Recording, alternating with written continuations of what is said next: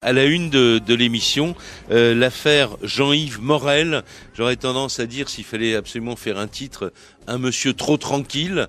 En 1998, en avril 1998, après la découverte du corps d'une étudiante qui avait disparu mystérieusement 10 mois plus tôt et qu'on avait retrouvé dans le garage de ce technicien de laboratoire d'une entreprise de caoutchouc, la presse locale avait titré le monstre de la maison de l'horreur. Alors c'est curieux d'appeler monstre quelqu'un qui était aimé de ses voisins, apprécié, considéré comme un bon père de famille, comme un employé modèle, enfin quelqu'un en tout cas qui n'avait aucun problème avec son environnement. On reviendra très longuement dans le cours de cette émission sur la personnalité de Jean-Yves Morel, mais on va surtout vous raconter l'histoire d'une enquête et on va le faire avec mes deux invités, le lieutenant-colonel Michel Frottier, bonjour. Bonjour Monsieur Pradel. Et merci donc d'avoir accepté notre invitation pour revenir sur cet événement quand même qui commence à être un peu ancien, 1998. À l'époque, vous étiez lieutenant de gendarmerie, adjoint au commandant de la section de recherche de Rouen, et puis vous allez ensuite prendre la direction d'une cellule d'enquête. Et on sait que la gendarmerie, lorsqu'il y a des affaires de disparition mystérieuse, met sur point une cellule. Qu'est-ce qu'on peut en dire? Votre cellule s'appelait Elisabeth 76 pour le département. Oui, tout à fait. C'est un peu la technique de la gendarmerie dans le cadre de dossiers très compliqués, très lourds, qui va nécessiter, je dirais, des moyens et je dirais, une enquête qui va durer dans le temps. De mobiliser des personnels, des militaires qui vont être chargés de cette enquête. Donc ils sont mobilisés, habilités spécifiquement auprès des magistrats et ils travaillent sur ce dossier. Donc dans cette affaire, c'était le cas. Voilà. Et là, il y avait une trentaine de membres de cette cellule. Alors disons au début, sur la première partie d'enquête, la première partie quand on l'a débuté de l'été 97 à la fin d'année, on était à peu près 23 enquêteurs sur ce dossier et par la suite nous avons continué sur une quinzaine. Ouais. Alors il y a une autre originalité à l'affaire qu'on va raconter et à l'enquête qu'on va raconter avec vous, c'est que pour la première fois en France, on a utilisé un outil technique, un géoradar, et je voudrais en profiter pour dire que pour parler de cet appareil qui voit entre guillemets sous le sol dans les murs, on aura toutes les explications tout à l'heure du chef d'escadron Guillaume Gallou qui nous a rejoint. Bonjour. Bonjour Monsieur Pradel. Vous êtes membre de l'IRCGN, l'Institut de recherche criminelle de la gendarmerie nationale. À l'époque, il faut dire, l'IRCGN existait, mais vous n'aviez pas de géoradar, je crois. Ah, tout à fait. On l'a eu en dotation à compter de 2003, si ma mémoire est bonne, suite à des expérimentations qui d'ailleurs ont commencé à l'occasion de cette affaire. Oui. Voilà, parce que ça avait commencé un peu à l'étranger, mais on reviendra sur tout cela tout à l'heure. Je voudrais qu'on revienne tout de suite avec vous, Michel Frottier, sur le début de cette affaire, parce que en fait, il y a deux disparitions, une plus ancienne et une qui intervient le 23 juin 1997. Et on va parler d'abord de celle-là parce que c'est comme ça que ça a commencé pour vous, cette affaire. C'est une étudiante de 23 ans qui disparaît. Oui, tout à fait. C'est une jeune étudiante de 23 ans, comme vous le disiez, qui est originaire de la région du Havre. En fait, sa commune, c'est Saint-Aubin de Routot, qui fait ses études à Rouen depuis un an et demi environ. Voilà. Elle est étudiante en chimie. En chimie, voilà. Elle prépare en fait cette année-là, elle finit sa licence. Et d'ailleurs, elle doit repasser des examens. Et en fait, elle quitte sur les coups du 24 vers le 23 juin, un week-end. Elle quitte son père, qui est médecin dans cette localité, pour rentrer chez elle, travailler. Et au cours de la semaine où elle va réviser, elle doit récupérer normalement des résultats pour des amis à elle. Ouais. Alors qui sont également étudiants. Le 23 juin, elle a un coup de fil avec sa sœur, mais tout à fait normal. Tout à fait. Une conversation banale. Le lendemain, quand même, la famille commence à s'inquiéter parce que, justement, elle doit venir prendre des résultats, je crois, avec une amie. C'est-à-dire, à partir du 24, logiquement, voilà, elle aurait dû être en contact tous ces jours-là, les jours qui vont suivre. Elle aurait dû être en contact avec ses camarades étudiants et elle devait leur donner des résultats, effectivement, qui devaient s'afficher eux-mêmes habitant un peu plus loin. Ouais. Et régulièrement, ses amis l'appelaient. Et essayaient de prendre contact avec elle, ne répondait pas. Voilà, et ça, c'était les résultats de l'écrit. Tout Et à à fait. la fin du même mois, il y a les oraux. Et elle devait passer les oraux. Et elle n'est pas là. Et elle n'est pas là. Donc sa sœur s'inquiète, essaye de prendre contact avec elle, se déplace, trouve porte close à son appartement à Rouen, ne découvre pas son véhicule personnel. Elle a un véhicule Seat, pardon, Seat Ibiza, une Seat Ibiza qui n'est pas sous le parking de cette résidence. Donc voilà, un certain nombre de choses inquiètent la famille, et c'est le 2 juillet ou vers le 2 juillet que son propre père vient signaler la disparition officielle à la gendarmerie de Saint-Romain de Colbox, près du Havre. Dans ces cas-là, Michel Frontier, on pense à quoi? On pense à une fugue, ou on s'inquiète pas forcément. On pense pas que cette disparition peut être inquiétante au premier regard. Alors, au premier regard, disons, par rapport à l'étudiante qui était Elisabeth Griffin, déjà, ça ne correspondait pas à sa personnalité. D'une part, parce que ses parents ont précisé, ses amis également, son ami, elle avait un ami à ce moment-là. Ça ne correspondait pas du tout à cette jeune fille très sérieuse, travailleuse. C'était pas une fugueuse, mais il y avait des éléments qui pouvaient laisser penser qu'il s'était passé quelque chose. Il y avait une date anniversaire qui correspondait pratiquement à la date de supposer la disparition, le 24-25 juin, la disparition de sa mère, qui avait été une disparition très embêtante, qui remontait à longtemps, alors qui était jeune. Donc voilà, donc des tas de choses fait que la famille vient signaler les faits, et donc une enquête débute. Et alors, le lendemain, quasiment, le 3 juillet, la voiture de cette jeune étudiante, cette Seat Ibiza blanche, est découverte dans la localité de Lillebonne, près du Havre. Et là, alors là, ça devient inquiétant, parce que les constatations, les clés sont sur le contact, je crois. Alors oui, le lendemain, c'est-à-dire que dès la disparition signalée, le lendemain, effectivement, ce véhicule est découvert sur une cité qui s'appelle la cité Clerval à Lillebonne. C'est une cité urbaine importante. Et effectivement, ce véhicule, porte ouverte, demain on peut la pénétrer dedans, les clés sont sur le tableau de bord, le sac à main de la victime est à l'intérieur, tous ses papiers, des documents qui vont nous servir pour l'enquête. Et donc tout ça inquiète, c'est rapporté à la gendarmerie. La gendarmerie commence à faire des premières vérifications. Et là, en accord avec les magistrats, on sent qu'il y a quelque chose qui est très particulier, et l'enquête va migrer de cette région du Havre, qui va arriver sur le lieu où était supposé peut-être avoir disparu la jeune fille, sur Rouen. Et la brigade de recherche, dans un premier temps de Rouen, va être saisie, puis la section recherche, et on va mettre en place cette cellule d'enquête. Voilà. Alors c'est aussi intéressant, à travers le rappel de cette affaire, de voir quelle est la stratégie montée par les enquêteurs à l'époque, parce qu'au tout début, il n'y a pas encore la cellule Elisabeth 76, vous ne la mettez pas sur pied tout de suite. Non, elle n'est pas mise sur pied tout de suite, mais ça va être en l'espace d'une semaine. Dès que les premières vérifications vont être faites, parce que des éléments importants vont apparaître à travers justement la découverte de cette véhicule. Dans les papiers ou dans les affaires d'Elisabeth, on découvrira un petit papier où se trouvera une annotation avec un pseudo rendez-vous, ce qu'on supposera va être un rendez-vous, un papier marqué Fred le 24 10h, ou supposé 10h, 10 H. Donc ça, c'était une indication qui correspondait plus ou moins peut-être à la date de la disparition.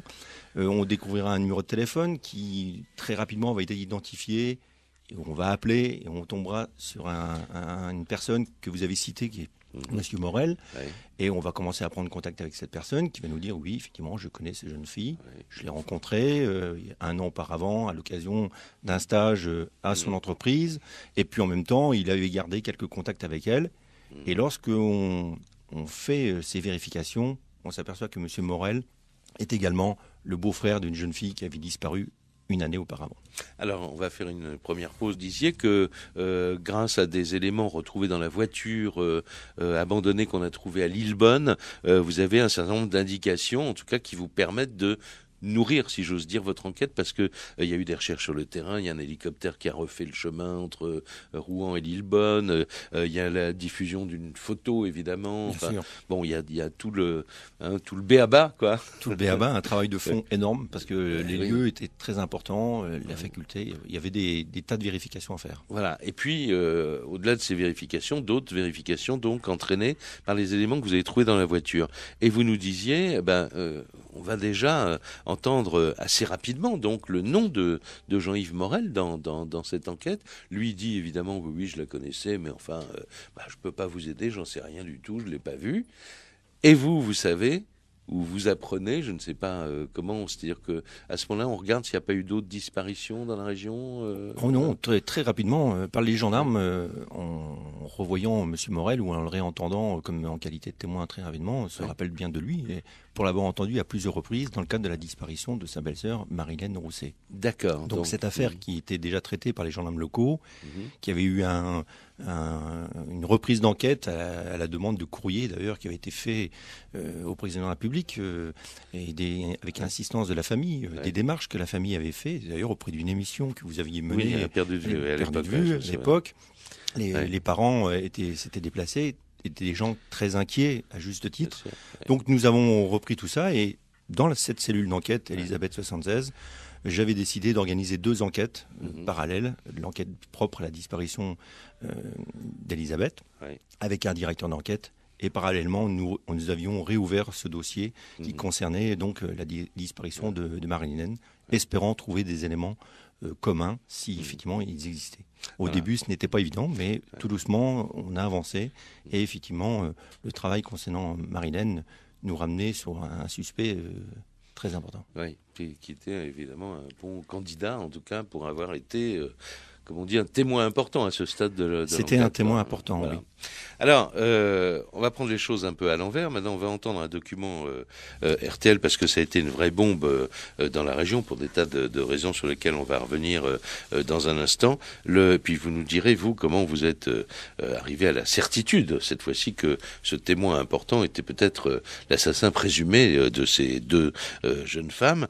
Donc, le document RTL, c'est le 29 avril 1998, car le temps a passé, on a parlé de juin 97, là on est en avril 98, les gendarmes font une découverte effrayante dans le garage de cet habitant de La Fresnay, qui est une petite commune de 1600 habitants à peu près.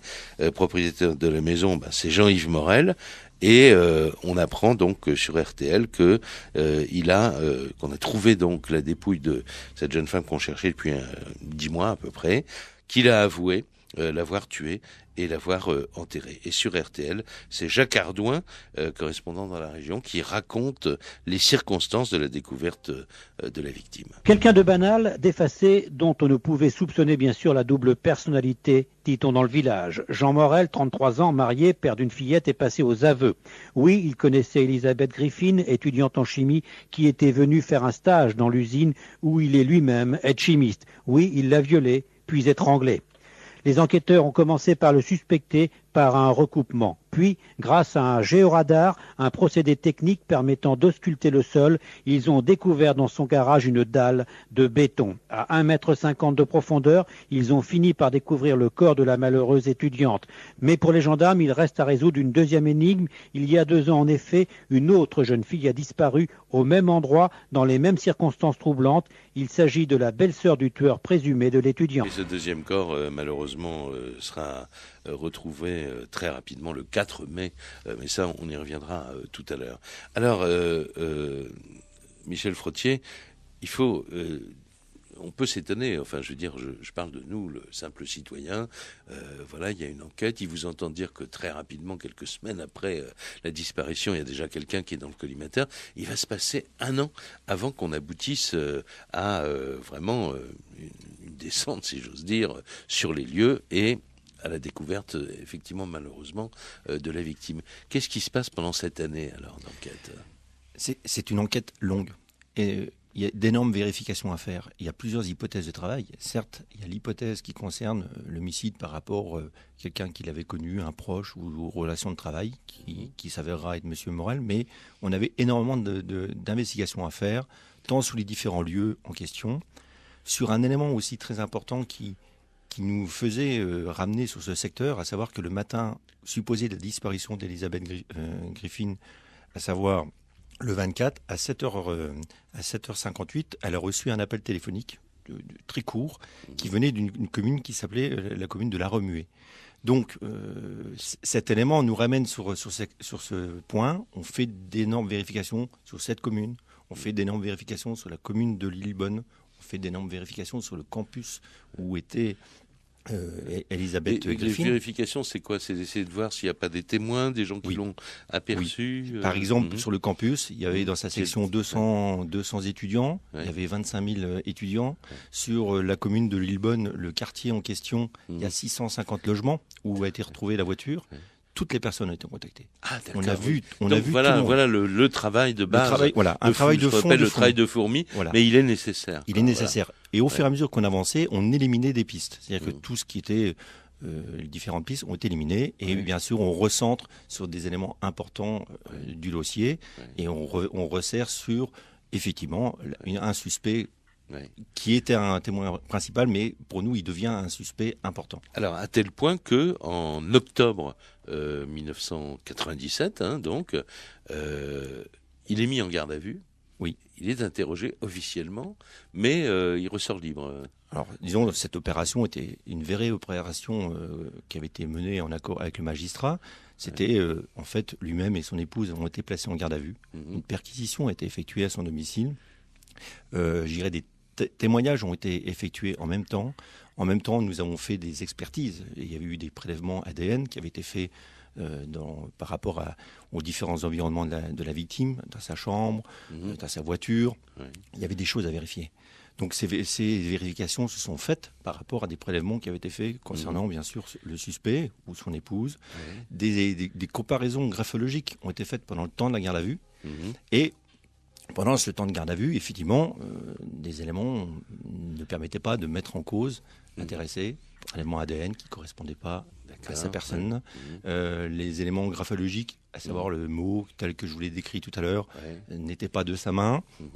On se rappelait les écrits précédents qui avaient été faits, parce que le jour de la disparition, mais je pense qu'on en parlera, de Marilène Rousset. Elle avait laissé un mot. Elle avait laissé un mot qui avait été découvert. Bon, ce n'était pas de sa main, de la main de l'auteur. Voilà, un ensemble de choses faisait qu'on ne pouvait pas le garder plus longtemps. Et en même temps, un élément très important pendant la garde à vue, qui a été longue, c'est-à-dire qu'on n'a pas éclusé la totalité de la garde à vue, au bout de 30 heures. L'intéressé nous a amené à déstabiliser, on peut dire, nos enquêteurs, que j'avais désignés à ce moment-là, à savoir, il a un coup de tonnerre, et il nous a déclaré avoir vu vivante Elisabeth Griffin à une période qui nous situe plusieurs mois ou quelques mois après la date de disparition. Et il nous le situe dans une des localités de la région du Havre. C'est un élément que nous n'avions pas, qu'il n'avait jamais expliqué auparavant. Donc, il fallait qu'on refasse de nouvelles vérifications. Sur les vérifications. Voilà. Alors, on va là mettre des points de suspension, mais c'est vraiment bien de raconter comment l'enquête progresse, mais vraiment petit pas après petit pas. Et puis, dans un instant, on va se retrouver après cette pause. Et en reprenant cette enquête, Michel Frottier, on a cette garde à vue dont vous parliez tout à l'heure, des éléments qui vous déstabilisent l'enquête, et c'est certainement pour cela que Morel a lancé cela un peu en pâture en disant mais moi cette fille que vous vous me harcelez, je suis une victime et je n'ai rien fait, et d'ailleurs cette jeune femme je l'ai revue, je l'ai aperçue quelques mois plus tard. Donc il vous faut repartir sur des vérifications. Tout à fait, en accord avec le magistrat, on décide de repartir sur de nouvelles vérifications. Il est remis en liberté. En même temps, on s'est aperçu dans le cours des perquisitions qu'on avait un trait de personnalité qu'on ne connaissait pas de l'intéressé, à savoir des tas de documents, de livres. Des revues porno, des cassettes vidéo spécialisées. On sait qu'il y a un trait de personnalité particulier et on va travailler sur ça. Et au fur et à mesure, notre sentiment, comme on n'a toujours pas découvert nulle part, aucun corps n'a été découvert, la jeune fille n'est réapparue nulle part. Puis il y a l'autre disparition aussi. Et il y a la disparition de Marilène. Il y a des vidéos que vous avez visionnées, des vidéos personnelles, là, des vidéos familiales, on dirait, avec quand même des éléments bien sûr, on s'aperçoit très particuliers. Il a filmé sa belle-sœur de façon très précise. On voit qu'il est attiré par un certain type de jeunes femmes, des jeunes femmes avec une poitrine évidente. Voilà, donc Donc c'est des éléments voilà qui font que bon, on pense que les jeunes femmes ne réapparaissent pas, elles sont certainement décédées. Donc les corps n'ont pas été découverts. Donc on recentre nos investigations sur les lieux où l'intéressé connaît, où est-ce qu'il va, et on revient sur son domicile en sachant que en janvier 98, un appel téléphonique anonyme arrive dans nos services où on nous fait comprendre que l'intéressé, peu de temps après la disparition d'Elisabeth Griffin, avait certainement fait des travaux dans son terrain. Des travaux de terrassement. Voilà, entre autres. Donc on fait des vérifications par rapport à ça, on s'aperçoit qu'effectivement, il a effectué des travaux, il a construit, fait faire une terrasse et qu'il y a un bâtiment derrière lui, qui est un garage, voilà, qu'il a fait des travaux. Donc, de manière, en stratégie d'enquête, avec des moyens techniques, on cherche ce qu'on peut voir sur ce terrain. Eh oui. Ça se passera en plusieurs phases. Première phase où on va faire des photos aériennes avec des différents procédés Ah oui, pour voir si la Terre a été remuée. Voilà, on cherche parce qu'à l'époque, on n'a pas... à l'infrarouge, notamment, et en que même les temps, archéologues font souvent pour trouver par des exemple, sites. c'était pas probant, ça ne nous satisfaisait pas. Et bien sûr, on entendait ce qui se passait dans les pays limitrophes, en Belgique, en Angleterre, l'affaire du trou, des enquêtes importantes où des procédés avaient été utilisés, parce que je me voyais mal aller faire casser ou convaincre le magistrat qu'il fallait casser une terrasse. Voilà, il fallait qu'on soit sûr des éléments. Et donc, on voulait se prémunir avec des moyens techniques si on pouvait découvrir quelque chose auparavant. D'où cette recherche de procédés dits géoradars. Voilà. Et l'IRCGN, évidemment, vous tournez vers les experts de la gendarmerie, vous disent, mais on n'a pas ça, non, mais mais on n'a pas. Ils étaient en train de commencer à étudier ce dispositif. Ils nous conseillent, ils nous donnent des éléments sur des sociétés et avec les enquêteurs et le magistrat, on prend attache avec une entreprise qui nous explique le procédé et on monte une stratégie d'enquête pour ce jour en question, à savoir le 28 avril. Et vous allez louer un géoradar, on va dire. Avec son employeur, oui. À Nantes, avec tout à fait. Celui qui sait le faire marcher. Alors, justement, Guillaume Gallou, peut-être, avant d'aller plus loin, puisque c'est ce géoradar qui va permettre d'affiner les recherches et de dire, il y a certainement quelque chose, et donc on peut casser cette dalle, et peut-être qu'on va faire des découvertes, on y reviendra. Mais comment ça fonctionne un géoradar alors c'est quoi le principe? Le principe est assez simple en fin de compte. Le géoradar, c'est un appareil qui envoie des ondes électromagnétiques dans le milieu qu'on cherche à ausculter. Là-dessus interviennent un certain nombre de phénomènes, au premier rang desquels la réflexion de ces ondes par les objets qui nous intéressent pour le coup. Donc là, en l'occurrence, si on imagine un corps qui a été enterré dans un sous-sol, ce corps et j'allais dire les anomalies dues au fait que la Terre ait été retournée renvoient vers le radar des ondes qu'on peut caractériser sur un écran, qu'il faut savoir interpréter. Eh oui. C'est comme on en parlait hors micro, on peut le dire à ceux qui nous écoutent.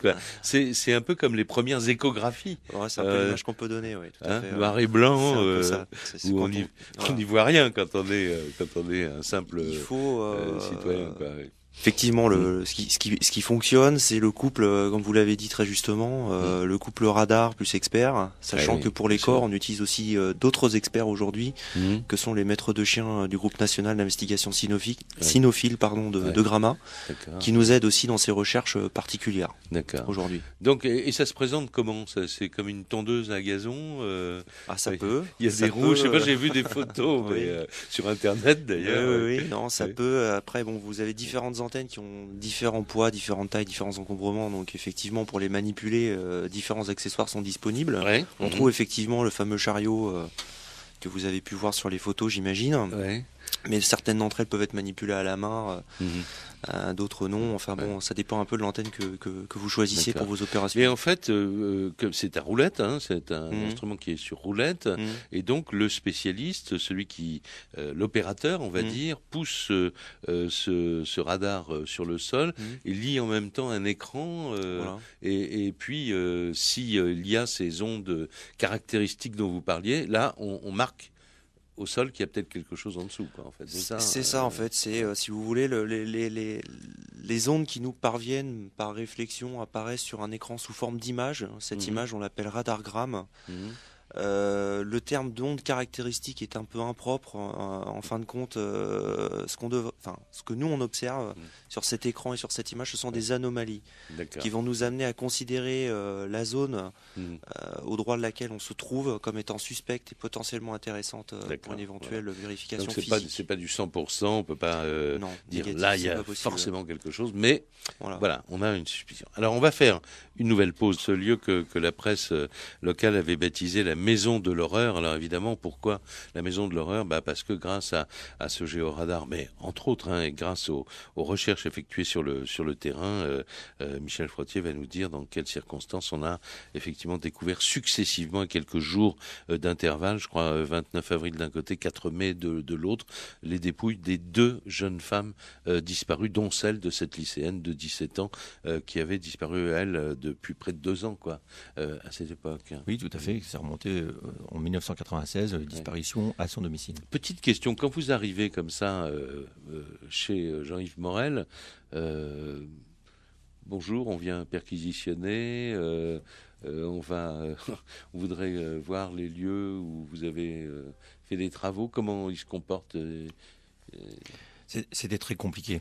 C'est-à-dire que, en fait, c'était une stratégie d'investigation qu'on savait que ça allait durer au moins une journée. Ouais. Donc, le matin, quand on vient chez lui, on voulait qu'il soit présent. D'ailleurs, sa présence est requise. Voilà.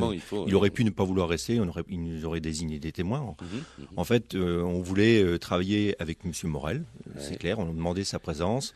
Et on a tout fait pour que Mme Morel ne reste pas sur les lieux, parce que cette enquête durait depuis déjà plusieurs mois. Il y avait un poids qui reposait sur la famille, sur lui. Bien sûr, elle avait un donc, petit bébé de 18 mois. Elle avait une petite jeune fille, donc par, je dirais, contact et en cherchant la collaboration de l'intéressé, son épouse part, et on débute nos opérations avec un expert qu'on avait requis, qui était une entreprise privée, qui nous avait expliqué comment il allait procéder. On quadrille le terrain, on fait des préparations. Et en présence de l'intéressé, on lui explique comment ça va se passer cette journée. Donc, il a compris que vous cherchez des corps enterrés, quoi. Bien entendu. Et il dit quoi, là? Il dit, non, on lui explique qu'on vient faire des mesures. On vient prendre des mesures et qu'on fera analyser ces éléments par l'expert et que s'il faut, on viendra après éventuellement creuser. Et d'ailleurs, c'était ce que je pensais. Je pensais qu'on ferait nos mesures et qu'on reviendrait ultérieurement après analyse de ces, je dirais, des éléments qui seraient prélevés par l'expert. Et la matinée se passe comme cela, en homme de tout... je dirais du monde, en discussion. Lui, il discute à droite à gauche. Il paraît, j'ai lu dans un article de journal, il demande l'avis d'un de vos enquêteurs, pour savoir s'il faut mettre un mât en alu sur un voilier parce qu'il fait de la voile, ou est-ce qu'il faut un mât en bois. Enfin bon. Bien sûr, il faut s'occuper, il faut super parler. Décontracté quand même. Non, c'est pas qu'il est décontracté, non, mais voilà, on parle. Je lui parle. Je parle avec M. Morel, on parle ensemble. Il va se reposer par moment parce que c'est long. Et nous, on fait nos opérations avec l'expert qui prend ses mesures, et la matinée passe, le temps du midi passe, et on avance jusqu'en début d'après-midi, où là, on commence à rentrer sur les domaines plus compliqués. Il avait un garage qui était assez grand, en fait, c'était un garage en structure bois, toute simple, donc il a fallu le vider. Et on a commencé les opérations. Il y avait un cabanon qu'il fallait aussi vider pour faire les opérations. Et il y avait la terrasse qu'il fallait reconcentrer ou recentrer, gérer les opérations du géoradar avec un procédé un peu différent. Donc, ces opérations se font. Et en début d'après-midi, l'expert, dans le garage, nous fait comprendre que, au moins sur une partie importante, il estimait qu'il y avait effectivement quelque chose qui avait été... pour lui, à son sens, par rapport à ce qu'il avait vu, même remanié, comme il dit, il ne pouvait pas nous dire. Donc le premier temps, je dirais, de la réflexion sur place, avec les enquêteurs, on voulait marquer cette zone, en fait, protéger les lieux, attendre les résultats de son analyse complète, parce qu'il y avait quand même plus de 10 heures qui avaient été, je dirais, prélevées en analyse, en éléments de vérification. Et puis, je dirais... l'insistance de mes hommes qui étaient sur le terrain. Ils allaient, on creuse, quoi. Oui, c'est ça. En gros, mon lieutenant, on y va. On y va. Bon, voilà, à un moment donné, en accord avec le magistrat, il faut se décider, et voilà, on a commencé à creuser. Et c'est comme ça que vous avez trouvé... alors, c'était, voilà, je vais vous le dire comment ça s'est passé. Ça a été, d'abord, on a creusé facilement. C'était du tout venant, comme on dit. Hein. C'était une terre légère.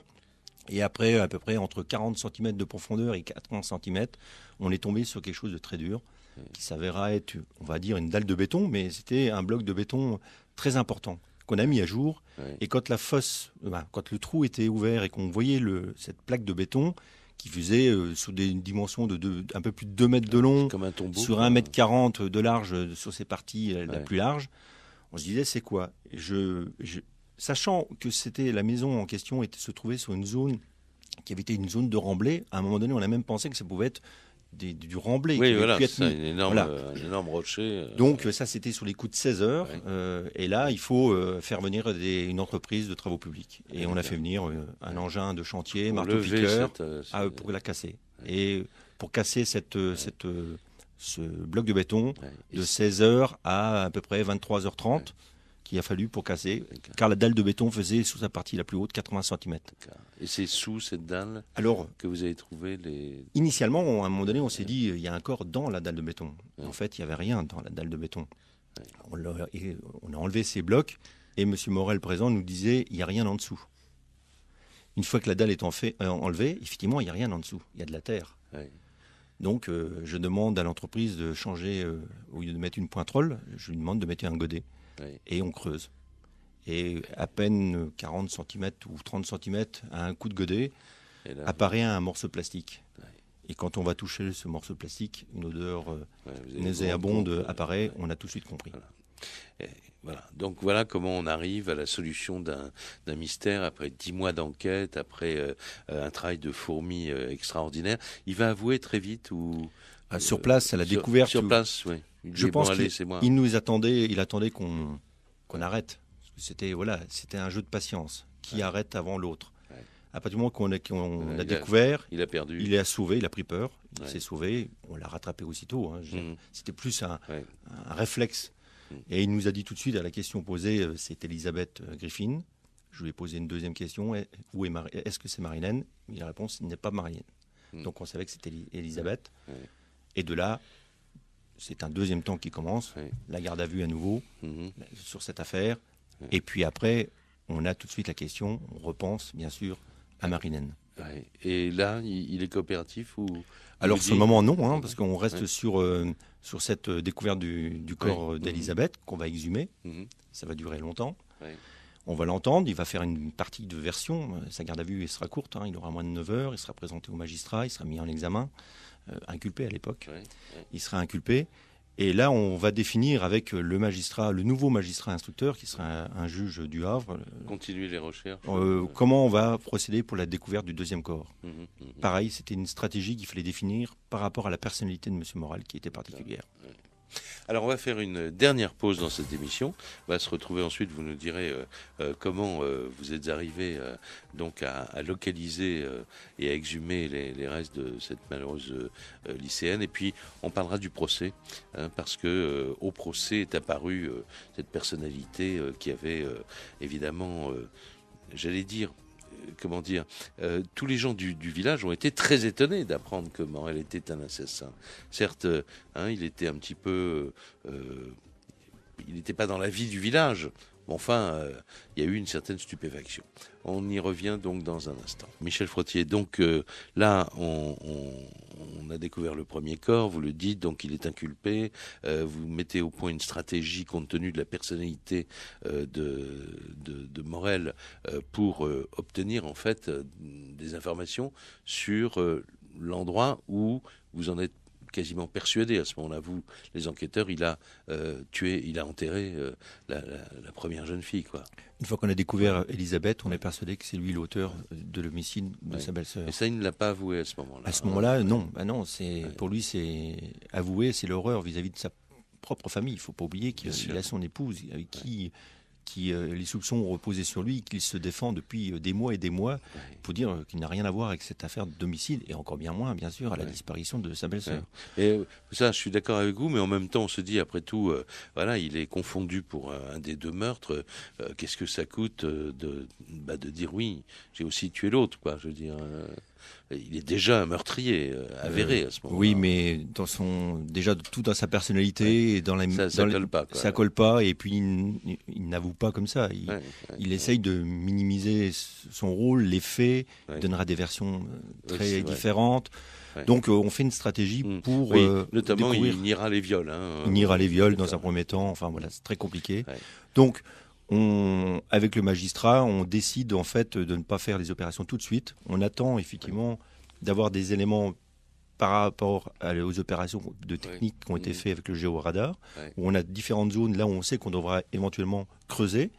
Et puis avec le magistrat, on choisit, est-ce qu'on creuse dans un premier temps et on l'extrait et on l'entend après, ou est-ce qu'on l'extrait et on l'entend et on lui demande qu'il vienne nous emmener sur les lieux. On choisit avec le magistrat cette deuxième solution. D'accord, donc il se passe quelques jours chez lui. Voilà. C'est-à-dire qu'on va l'extraire donc début mai de la maison d'arrêt. À la stupeur, il sait en fait qu'on va venir le chercher parce qu'il a été prévenu par son avocat. Il sait qu'on va venir le chercher pour le lendemain. Il fait une tentative de suicide. On verra le matin, il aura juste un sillon au niveau du cou. Il aura voulu se suicider avec ses lacets. C'était peu réalisable.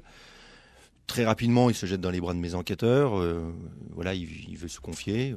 On prend un premier jet, il reconnaît, donne aux locaux, effectivement, être l'auteur de l'homicide de Marilyn, sa belle-sœur. Il donnera une version où il minimisera effectivement son rôle par rapport à l'horreur des faits. Et on le conduira sur les lieux qui sera protégé par rapport, bien sûr, au badaud. Oui, il y a les grandes bâches. Vos confrères. À la télévision. Bah oui, enfin, voilà. Et donc, sur place, il nous désignera un endroit que je pense on n'aurait pas découvert avec le seul procédé, parce qu'en fait, l'endroit où il nous désigne, nous sommes en limite de propriété avec son voisin, à côté du garage, et en fait, c'est sous un arbuste qui s'avère être un lilas. Il a planté un arbre après avoir enterré ses victimes. C'est-à-dire qu'en fait, au moment des faits pour Marilyn, il avait commencé à creuser en lisière de propriété, un trou qui n'était pas très profond, 80 cm, pour planter un arbre. Et en fait, il venait de commettre son forfait. Il a glissé le corps en plein jour dans ce trou, recouvert de quelques... Elle était enterrée sous 40 cm de terre. Et l'arbre se retrouvait à cette position. Alors, je disais, Guillaume Gallou, peut-être c'est le moment de dire, entre 1998 et maintenant, vous avez des instruments qui permettraient de découvrir beaucoup plus vite ces deux corps, si on reste sur cette histoire-là, ou quelles sont les capacités maintenant de ce genre de machine? Je pense que ce qui a le plus évolué depuis cette époque, c'est quelques paramètres techniques bien évidemment, sans pour autant que la technologie ait connu un bouleversement. Ce qui a évolué, je pense, ce sont les cas d'usage dans lesquels le géoradar peut être employé, puisqu'à ce jour... Ça ne sert pas qu'à trouver des corps enfouis, quoi. Non, pas du tout. On l'utilise aujourd'hui à des fins de recherche pour des armes, des produits stupéfiants, des caches. On a retrouvé en Alsace et autres des coffres forts qui étaient dissimulés dans des cloisons, des choses comme ça. Et on travaille aussi beaucoup maintenant en matière d'atteinte à l'environnement, puisqu'on utilise le géoradar pour localiser des déchets qui seraient potentiellement dangereux. Et enterrer sauvagement, quoi, pour le coup. Voilà, enfoui illégalement dans le cadre d'un chantier de déconstruction ou autre, pour caractériser les faits et trouver la matière. Alors, je reviens, Michel Frottier, donc à notre affaire. Vous exhumez les restes de cette la belle-sœur de Morel. Vous avez un point de vue sur cet homme. Parce que vous êtes enquêteur, vous êtes gendarme, vous êtes tout ce qu'on veut, mais vous êtes aussi un homme, vous êtes certainement père de famille, vous avez une famille. Comment on réagit intimement devant quand le poteau rose vraiment est découvert? C'était très difficile. Sur la personnalité lui-même, on s'était pas fait... Malheureusement, on pensait au pire. On n'a pas été trompé. Non, la dramaturgie de cette affaire, c'était par rapport à la famille sur place. Il ne faut pas oublier que le soir où on découvre Elisabeth, Madame Morel est revenue à son domicile. Elle est avec Monsieur Rousset père. Je dois venir leur annoncer que leur mari est en garde à vue définitivement, Ouais. et qu'on vient de découvrir un corps, et en même temps leur dire ce corps c'est pas celui de Marilyn, mais sauf que 4 jours après, j'aimerais leur dire on a Marilyn. Cette fois, C'est tout. Le drame, c'est vis-à-vis de toute la famille qui était autour, les gens qui étaient à côté de lui, de ses parents, de ses frères et sœurs, de ses amis, ceux à qui il a menti pendant des mois et des mois. Voilà, c'était ça, je dirais, le plus dramatique. Ouais. Alors, il y a le procès, bien sûr. Au cours du procès, tout ce qu'on a dit là va être rendu public. Il va y avoir des moments d'émotion très fortes, notamment le témoignage de sa femme qui va parler de lui comme d'un menteur en série. Il y a les psychiatres qui vont dire qu'il est parfaitement responsable de ses actes. Il y a les proches qui vont dire qu'ils sont surpris par ce comportement. Il y a tout l'aspect pervers entre guillemets du personnage qui apparaît au grand jour, et puis il y a donc le verdict de la cour d'assises de Seine-Maritime le 19 février 2000. Jean-Yves Morel est condamné à la réclusion criminelle à perpétuité, et quelques instants plus tard, et ce sera notre dernier document pour l'émission d'aujourd'hui, les avocats de la défense, maître Philippe Lagarde et celui des parties civiles, maître Hugues Vigier, réagissent au micro de Philippe Chaffonjon qui suit le procès pour RTL. Les éléments du dossier ne permettaient pas à mes yeux, de retenir le viol et voir qu'il est retenu. C'est une déception, c'est certain. À partir du moment où les décisions, je l'ai dit d'ailleurs en plaidant, ne sont pas motivées, on ne peut pas savoir. Dans quelques mois, on pourra savoir le comment et le pourquoi des décisions. De mon point de vue, ça sera tout de même beaucoup mieux. C'était pour moi 4 jours très éprouvants, très difficiles sur le plan de l'émotion, très difficile parce qu'on a vu que les faits étaient épouvantables. Et puis dans le même temps, fondamentalement et philosophiquement, on ne peut pas admettre l'idée que quelqu'un est fichu. En tout cas, je ne peux pas l'admettre, même en étant avocat des parties civiles, et je m'en suis pas caché. C'est quelque chose que j'ai expliqué aux familles avant, et peut-être aussi pendant le procès, mais avant pour leur dire que je ne dépasserai pas mon rôle et que je ne demanderai pas une peine, car ça n'était pas notre travail. Et puis, je veux croire que les gens peuvent changer, même si, encore une fois, Jean-Yves Morel apparaît très dangereux et que les actes qu'il a commis sont épouvantables. Mais j'ai l'espoir que les gens ne sont jamais fichus, et je crois qu'une peine comme celle-là, de toute manière, c'est toujours un échec pour la société, d'une façon ou d'une autre. Une enquête exceptionnelle racontée aujourd'hui par le lieutenant-colonel Michel Frottier. Et puis, vous en savez plus maintenant sur le Géoradar grâce au chef d'escadron Guillaume Gallou. Merci à tous les deux d'avoir accepté notre invitation. L'émission est terminée.